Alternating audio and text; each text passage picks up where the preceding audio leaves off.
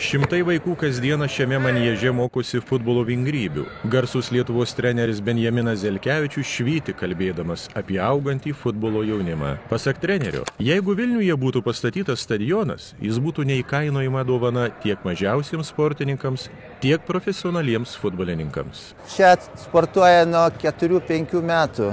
Vaikučiai mažučiai, dar jie darželinukai. Ateina ir labai įdomu pasižiūrėti, jūs matytumėt, kiek emocijų, kiek daug vaikų užsiminėja futbolu.